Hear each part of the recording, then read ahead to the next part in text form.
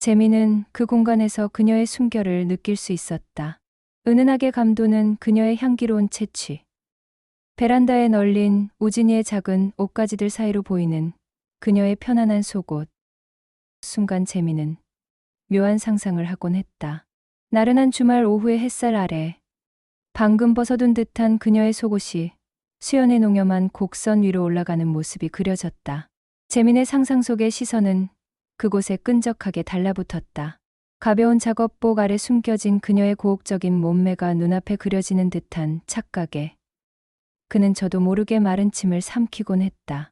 집안 어느 곳에서든 그녀의 채취가 느껴졌다. 포근하고 따뜻하게 꾸며진 그녀의 집은 세상 어떤 곳보다 정감이 갔다.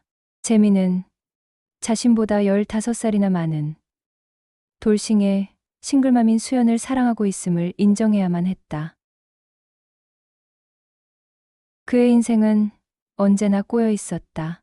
어쩌면 태어날 때부터 그랬는지도 모른다. 그의 아버지는 재민이 아주 어릴 적부터 술과 도박에 빠져 있었고 어머니는 그 삶의 무게를 견디지 못해 집을 떠났다. 재민은 일찍이 혼자 살아남는 법을 배워야 했다. 학교를 마치고 곧바로 돈벌이에 뛰어들었지만 번번이 좌절의 연속이었다. 친구의 꼬드김에 넘어가 시작했던 작은 사업은 몇 년간 뒷담 흘려 모은 돈마저 삼켜버렸고 남은 건 감당할 수 없는 빚더미뿐이었다.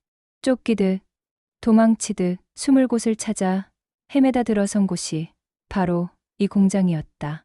땀과 기름 냄새 그리고 쇳소리가 뒤섞인 이곳에서 그의 미래는 더 이상 나빠질 것도 없다고 생각했다.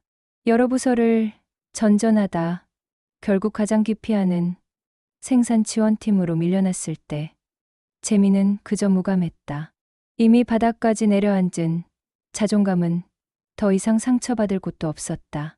그리고 그곳에서 수연을 처음 만났다. 오후 재민이 생산 지원팀 사무실 문을 열었을 때 나른한 공기 속으로 옅은 커피향이 감돌았다. 안쪽 깊숙한 자리, 창가의 드리움 블라인드, 그림자 아래에서 한 여인이 고개 숙인 채 컴퓨터 화면을 응시하고 있었다. 저기요, 공장장님이 여기에서 일하라고 해서 왔는데요. 재민은 그 여자를 향해 조심스럽게 말을 걸었다. 여자는 그 소리를 듣고 잠시 움직임을 멈추고 그를 똑바로 쳐다봤다. 잠시 하던 일을 멈추고 그를 바라보는 그녀의 표정은 그다지 달가운 것은 아니었다. 아, 그 김재미 씨였나요? 아이고, 이렇게 갑자기 보내면 어떻게 하라는 거야? 일단 저쪽에 있는 박스에서 물건 다 빼서 포장 모두 뜯어놔요. 그녀의 말은 환영도 배척도 아닌 아주 간단명료한 작업 지시였다. 어떤 바보도 도저히 실수할 수 없는 그런 지시. 재민은 그녀의 말에 바로 움직였다. 최소한 다른 팀에서 일할 때처럼 알지도 못한 지시를 받고 우왕좌왕할 필요는 없었기 때문이었다. 그저 열심히 일하고 싶었지만 이 여자처럼 할 수 있는 일을 주는 상사는 정말 드물었다. 재민은 그 단순한 일을 하면서 가끔씩 그녀를 훔쳐보았다. 그녀의 긴 검은 머리카락은 어깨 위로 툭 떨어져 있었고 움직일 때마다 드러나는 목선은 묘하게 시선을 잡아 끌었다. 더운 여름의 가벼운 작업복 사이로 보여지는 쿵만한 곡선과 가끔씩 그의 옆에 와서 재민의 작업을 시범 보여주는 그녀의 매끄러운 팔뚝은 재민의 시선을 무의식적으로 붙들었다. 그녀가 컴퓨터 앞으로 돌아가 뒤돌아 앉아있는 모습을 볼 때면 왠지 모를 농염한 기운이 흐트러진 공기 속에서도 선명하게 느껴졌다. 재민보다 한참은 나이가 많아 보이는 그녀의 뒷모습은 차가운 듯 하면서도 감출 수 없는 강렬한 여성미를 풍기고 있었다. 재민은 얼른 시선을 거두고 다시 그녀의 지시에 따랐다. 수연은 늘 바빴다. 쉴 새 없이 걸려오는 전화, 쌓여가는 서류들. 재민은 옆에서 그녀의 그림자처럼 움직였다. 지시받은 일을 처리하고 때론 그녀의 엄격한 질책을 들으며 하루를 보냈다. 그녀는 재민에게 단 한 번도 웃어준 적이 없었다. 늘 무표정하거나 미간을 찌푸린 채였다. 하지만 재민은 이 공장에서 일한 이후로 처음 느끼는 일하는 즐거움을 느끼고 있었다. 수연의 지시는 언제나 정확 명료했으며 재민의 능력과 공정에 대한 이해도에 정확히 부합하는 것이었다. 재민은 지금까지 자신은 일하는 것 자체를 좋아하지 않는 것이라 생각했지만 수연과 일하면서 그 생각이 잘못되었음을 깨달았다. 그는 일하고 싶었다. 진심으로 잘하고 싶었다. 그걸 처음으로 알게 해준 것은 자신보다 16살이 많은 흔히 말하는 아줌마였던 것이다. 그러던 어느 날 밤이었다. 야근을 마치고 퇴근하려던 재민은 우연히 그녀의 뒷모습을 보았다. 생산지원팀 사무실은 불이 꺼져 있었고 복도 저편에서 희미한 불빛이 새어나오고 있었다. 재민은 무심코 그곳으로 시선을 돌렸다. 수연이었다. 그녀는 작은 휴게실 의자에 웅크리고 앉아 있었다.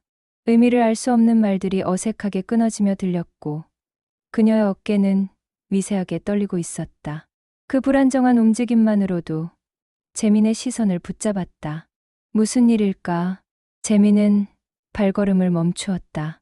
그리고 문틈으로 들려오는 그녀의 목소리에 온 신경을 집중했다. 선생님, 제가 지금 데리러 갈 수가 없어서요. 네, 제가 지금은 좀 곤란해서. 네, 죄송합니다. 메마른 목소리였다.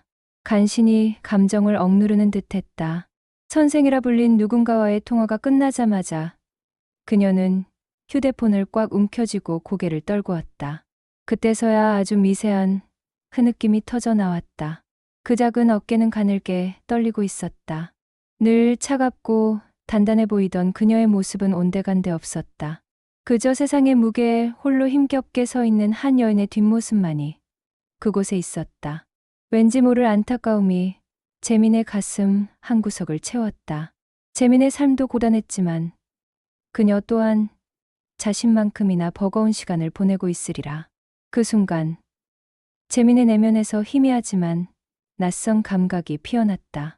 주변 사람에 대해 굳게 닫혔던 그의 감정의 문틈 사이로 아주 작고 조심스러운 연민이 비집고 들어왔다. 그날 밤 휴게실에서 수연의 울음을 목격한 이후 재민은 묘한 감정의 소용돌이에 휩싸였다. 늘 바쁘고 차갑기만 했던 그녀의 모습 뒤에 그런 여린 면이 숨어 있을 줄은 상상도 못했다. 사실 여전히 수연에 대해서 아무것도 모르는 재민이었다. 하지만 왠지 그녀를 위해 무언가 해주고 싶었다. 그녀의 어깨를 짓누르는 삶의 무게가 무엇일지 궁금해졌고 어쩐지 모르게 그 짐을 조금이라도 덜어주고 싶다는 희미한 연민이 재민의 마음속에서 피어났다. 공장에 들어와 줄곧 사람들과 섞이지 못하고 겉돌기만 했던 재민이었지만 수연에게만큼은 신경이 쓰였다. 재민은 티나지 않게 그녀의 곁에서 함께 일하며 묵묵히 그녀를 지켜보기 시작했다. 수연은 늘 바빴지만 그 와중에도 세심하고 치밀하게 일을 처리하는 사람이었다.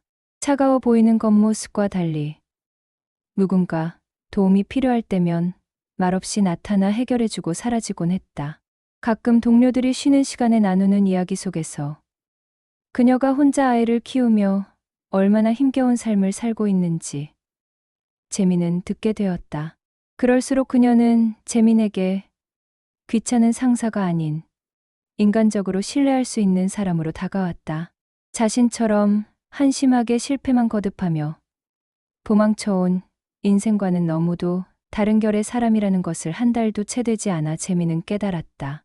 그리고 그녀의 바로 곁에서 일하는 재민으로서는 그녀의 또 다른 면을 외면할 수 없었다. 그녀는 화장기 없는 얼굴에 늘 질끈 묶은 머리를 하고 있었지만 넉넉한 작업복 안에서도 가려지지 않는 풍만한 몸매는 묘한 상상력을 자극했다. 꾸밈없이 자연스럽게 배어나오는 농염한 매력은 풋풋한 29의 재민이 감당하기 힘든 종류의 것이었다. 걸을 때마다 드러나는 육감적인 실루엣에 재민의 시선이 나도 모르게 고정되곤 했다.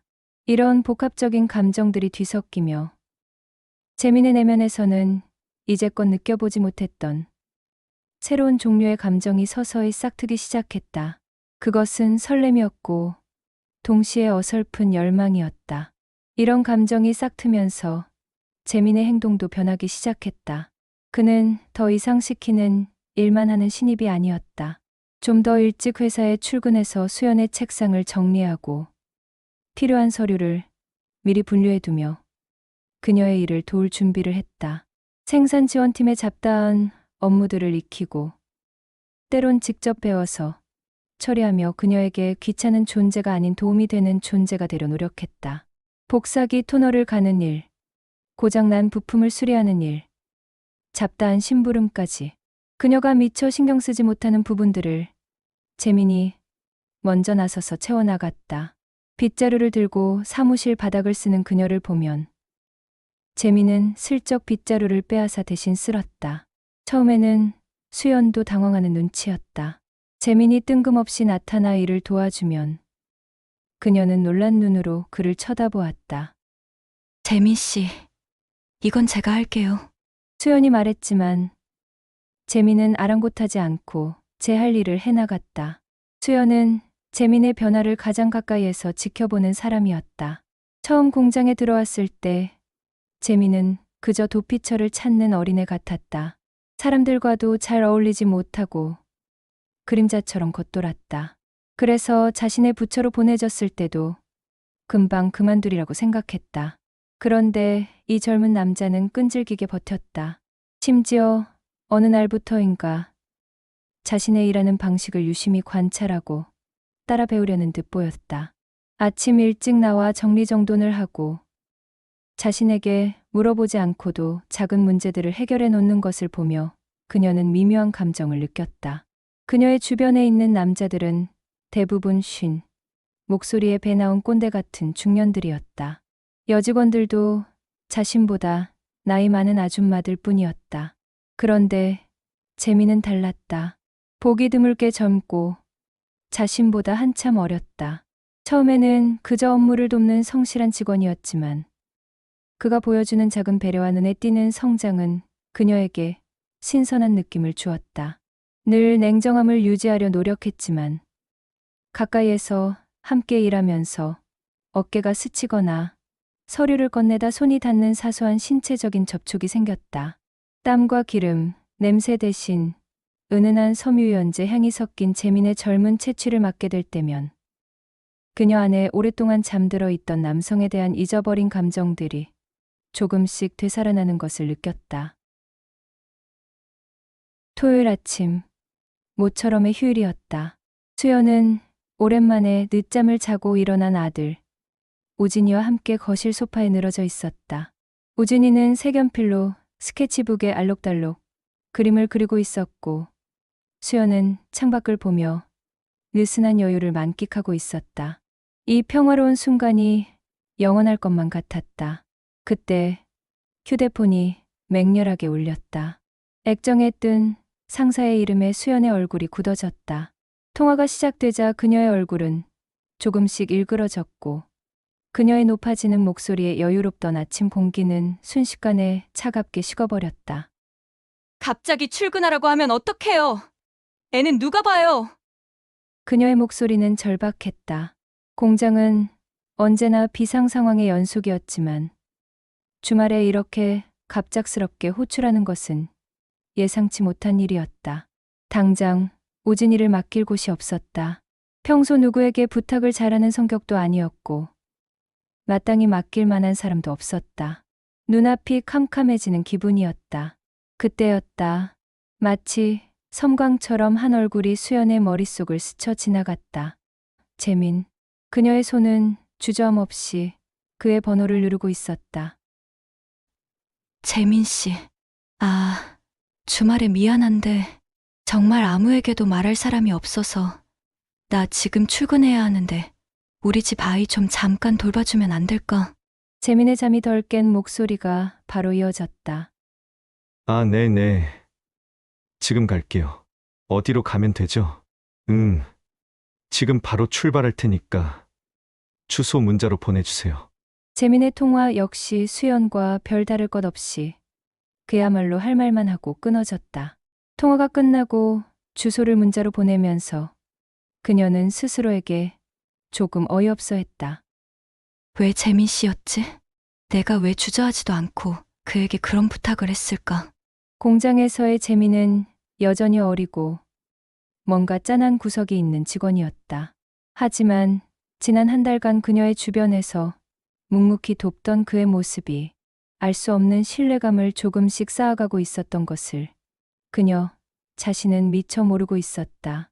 재민은 수연의 다급한 목소리에 망설임 없이 그녀의 집으로 향했다. 수연의 집에 도착하자마자 제대로 인사할 시간조차도 없이 수연은 공장으로 날아갔고 재민과 우진만 남겨졌다. 재민은 뭔가 쿨한 느낌을 주고 싶었지만 사실 아이라는 존재가 근처에 있었던 적이 자신의 삶에 있긴 했는지 의아할 지경이었다. 그를 구원해 주었던 것은 7살의 우진이었다. 우진은 장난감 자동차를 내밀며 말했다. 삼촌, 이거 봐요. 우리 자동차 경주예요. 아이가 먼저 내민 손에 재민은 안도의 한숨을 쉬며 자신의 할 일을 찾아갈 수 있었다.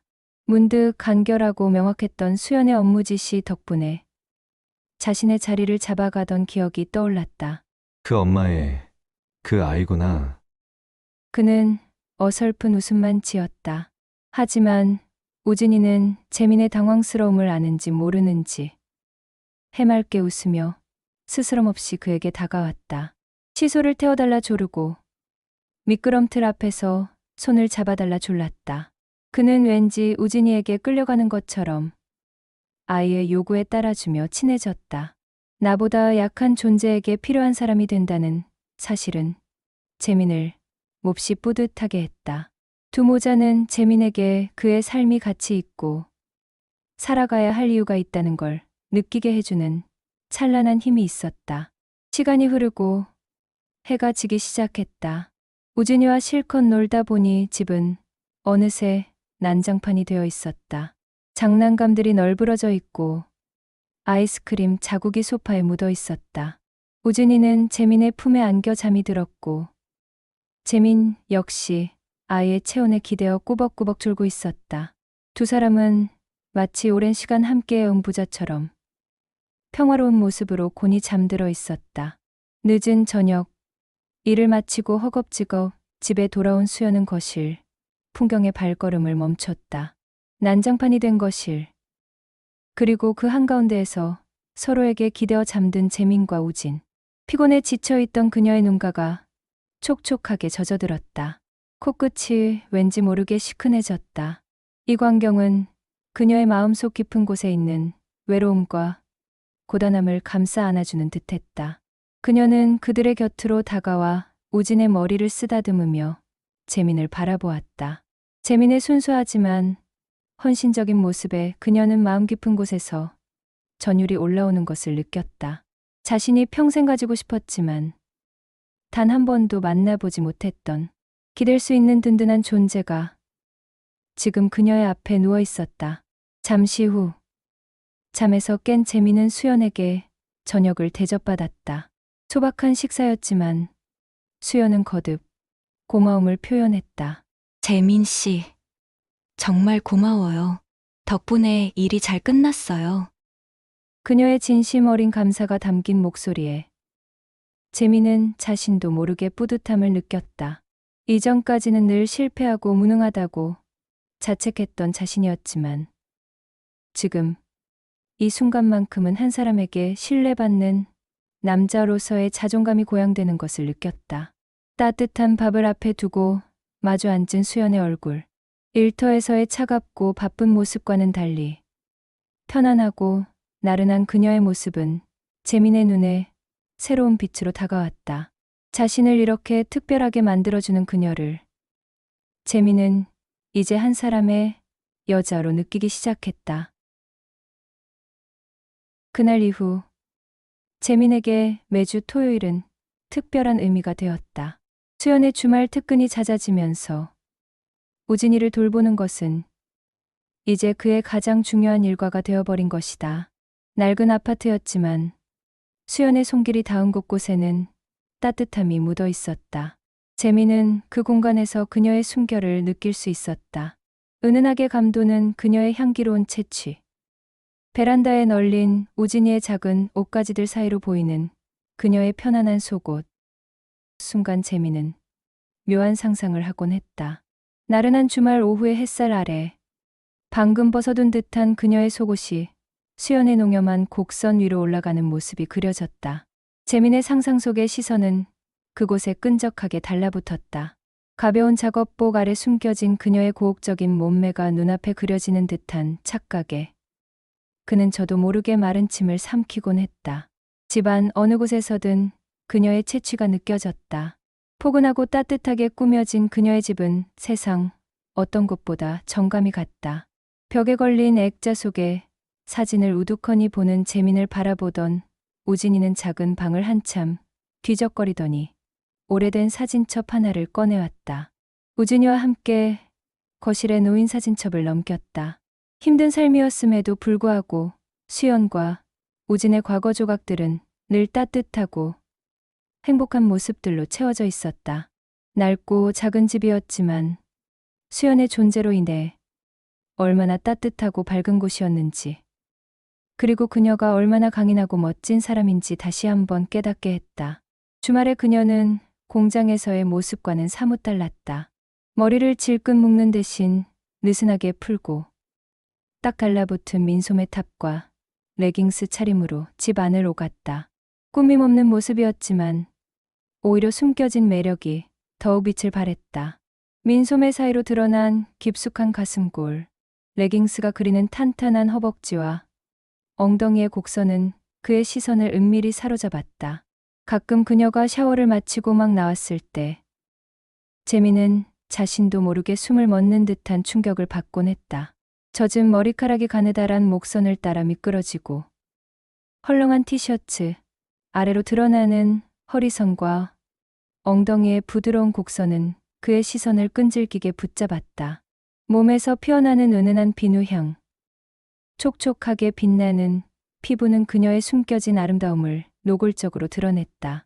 자신이 그녀를 향한 시선을 멈출 수 없다는 것을 깨달았다. 그녀의 모든 움직임이 무의식적으로 그를 유혹하는 듯했다. 사실 수연은 그런 재민의 시선을 느끼고 있었다. 처음엔 그저 자신이 피곤해서 느끼는 착각이라 생각했다.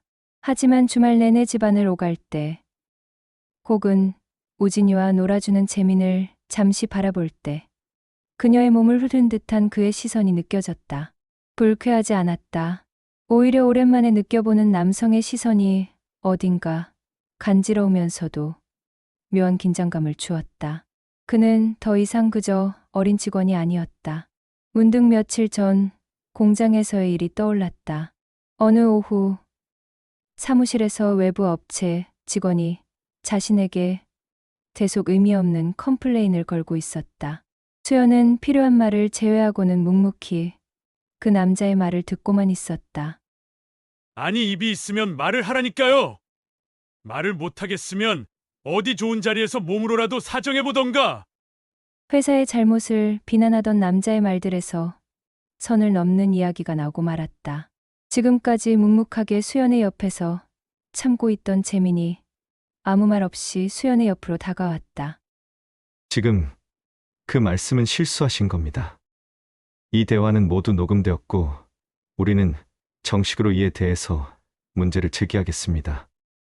재민은 깊은 분노로 떨리는 목소리를 최대한 자제하면서 그 직원을 향해 말했다. 재민의 손에는 핸드폰 녹음 화면이 열려 있었다. 삽시간에 상대방의 기세를 꺾었고 결국 그 남자는 쭈뼛거리며 자리를 피했다. 재민은 수연에게 괜찮냐고 묻는 대신 조용히 그녀의 눈을 바라보며 나지막이 속삭였다. 신경 쓰지 마세요.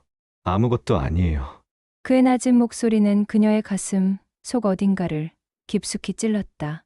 집에서나 회사에서나 재민은 정말 모든 게 달랐다.